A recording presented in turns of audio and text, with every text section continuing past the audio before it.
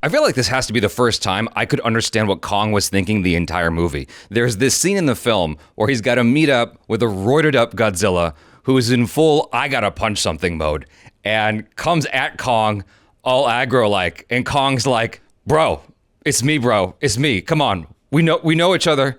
We go way back. You and I, we're like this. That's you, that's me. But close enough, man. We pals. Come on. And Kong's face is so animated. It's so anthropomorphized. Like, you get exactly what he's feeling when Godzilla's coming at him, throwing the dukes. And in other news, Godzilla made a cameo in this film. Two ancient titans, Godzilla and Kong, clash in an epic battle as humans unravel their intertwined origins and connection to Skull Island's mysteries. I'd say IMDb's logline is about 50% accurate. Two things you're gonna hear from every reviewer on this film. Number one, this is not Godzilla -1 by any stretch. And number two, Godzilla's barely in the movie. It's not his movie, it's Kong's movie. But we needed Godzilla in the headline so that we could get you to come watch the film. It's almost like an A-list celebrity who is on the billboard of a poster, but he only shot for 3 days, and they spread his footage throughout the film so that it feels like he was there the entire movie. It's kind of like how Godzilla felt here. Yes, he's there. Yes, he does action. He's there for the important stuff. But for the most part, you're following Kong and what Kong's enduring, his story, his plight, everything. You feel for Kong in this movie. You actually have like close-ups of Kong's face, and you can register his thoughts, his thought process, his reaction to stuff in a way that I feel like hasn't really been explored before. So even though this is more of a popcorn flick, check your brain at the door kind of thing, it really tried to do something different with Kong this time around. There's like this one moment near the beginning of the movie where Kong has to do something. I don't want to be specific about what, but the result of the scene is Kong is like, man, life's hard sometimes, bro.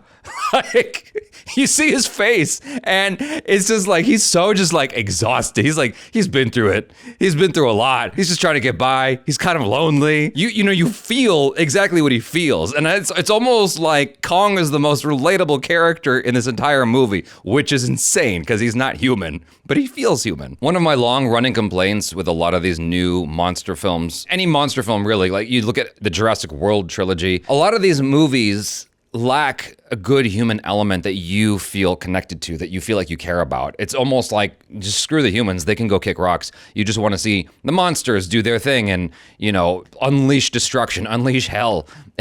And this movie certainly has a lot of that.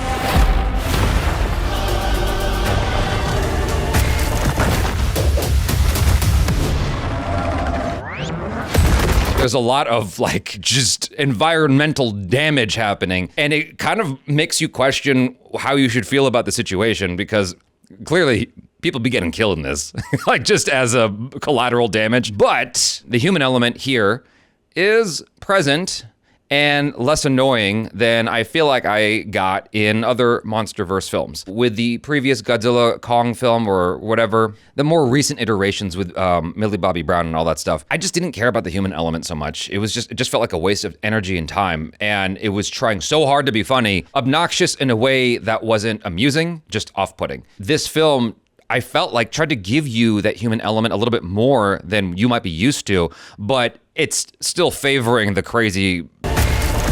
The guy who played Phastos, that actor whose name I can never seem to remember, you know who I'm talking about, right? Phastos from the Elementals. What the hell's it called? The Eternals, I think, is the name of the Marvel film that I'm thinking of. He plays like that podcast dude, right? And he was there before. And I honestly have never liked him. I never liked him in the Eternals. I didn't like him in the Godzilla films. Here, he actually was fun. Remember when you watched Star Wars Episode 2 and Jar Jar Binks was like way toned down? It's not quite that, but it's like on the spectrum of that. He's toned down from what he was before, but I think they found a happy medium for that dude and his comedy. I feel disrespectful because I don't know the actor's name. Who played Phastos? That's not right. It says Pastos. Brian Tyree Henry. There was one moment actually that he did after they get to the Hollow Earth thing where I actually had an out loud laugh. And the theater's, I was the only one that laughed. You're in a room full of critics who aren't prone to laughing quite as much as I might, because that's what I do for a living. And so I just laughed out loud. I didn't give a shit. Fuck them.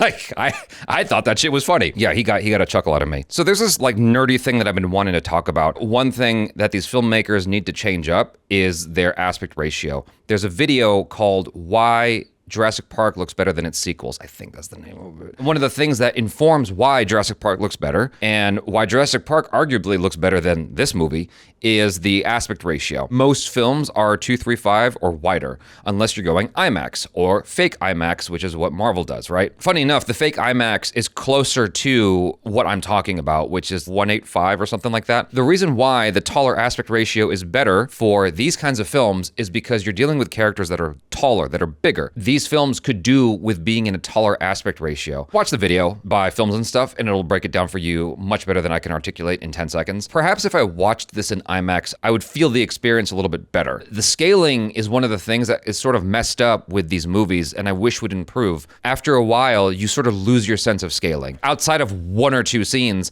I feel like you lose that sense of like, oh my God, these characters are larger than life. They're gods amongst men. It's all kind of like the same size in a way. The way the humans are framed is exactly how the monsters are framed. You know, you go back and watch something like Jurassic Park, one of the things you notice is like the speed at which certain creatures move. Velociraptors are like cheetahs. They'll move at, I don't know, 65, 70 miles per hour, right? A Tyrannosaurus Rex is much bigger, weighs a lot more, several tons. As a result, the Tyrannosaurus Rex's movement is slower. You got these giant creatures, Kong and Godzilla and whatnot, and they're moving so fast.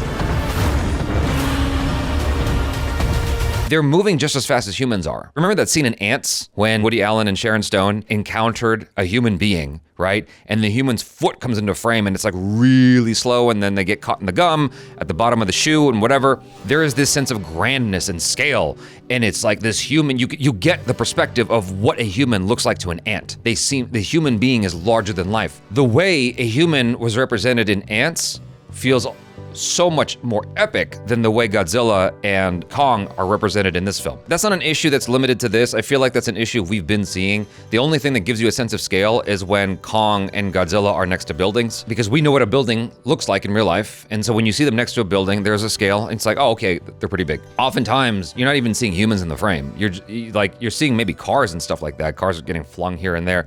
With the continuance of these films, I hope that they improve that sense of scale. I hope they go back to the old school way of doing these films and slow the creatures down a little bit. You could still have the carnage and the craziness. At the end of the day, Kong x Godzilla or Godzilla x, I got it backwards. I felt like it was fun. I did get a little bit tired after a while, but I don't know if that was the movie's fault. I had watched it on less sleep than is ideal. I feel like it's almost redundant to say that there are silly things that happen in this film.